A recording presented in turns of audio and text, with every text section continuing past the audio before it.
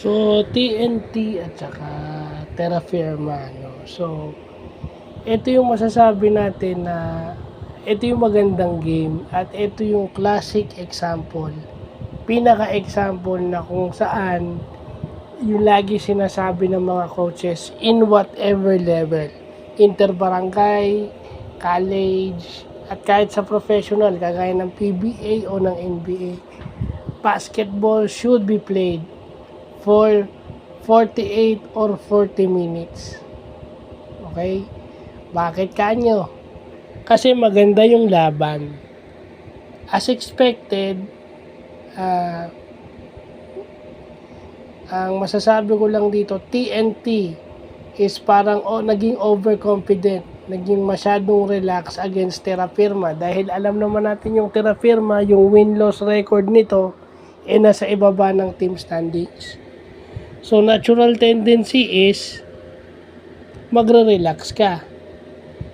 Pumasok yung mga tira, hindi mo ini-expect out yung perimeter game nila pumapasok. Except for Kelly Williams na first quarter pa lang tumatama na yung kanyang mga 3-point shots. Overtime yung naging panalo ng TNT.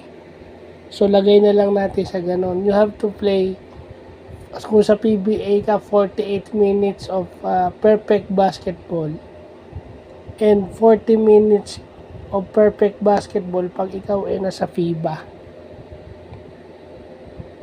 Di ba? Yun ang ini-emphasize parati ng mga coach. Na minsan, kahit mga PBA players na yan, meaning mga professional players na yan, may tendency pa rin mag-relax. Kasi hindi nawawala yung ego ng bawat tao. You know, yung ego nila, kahit hindi halata yan, lumalabas pag naglaps ka sa isang laro. Because people got the tendency to turn off their competitive nature dahil pakiramdam nila kaya yung kalaban. Because, yun na nga kasi akala mo mahina yung kalaban, akala nyo pwedeng nonchalant win. Pero hindi parati kasi nga nag-overtime. No? Nag-overtime, no?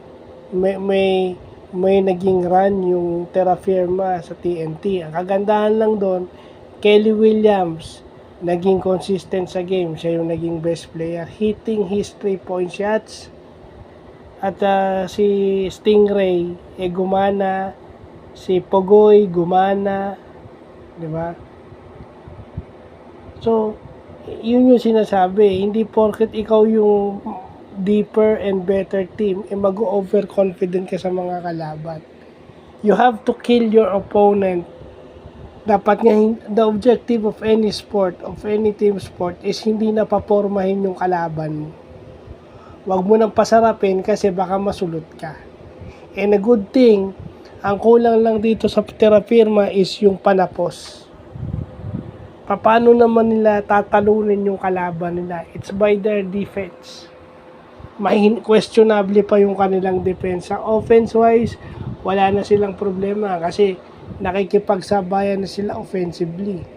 Hindi katulad ng dati.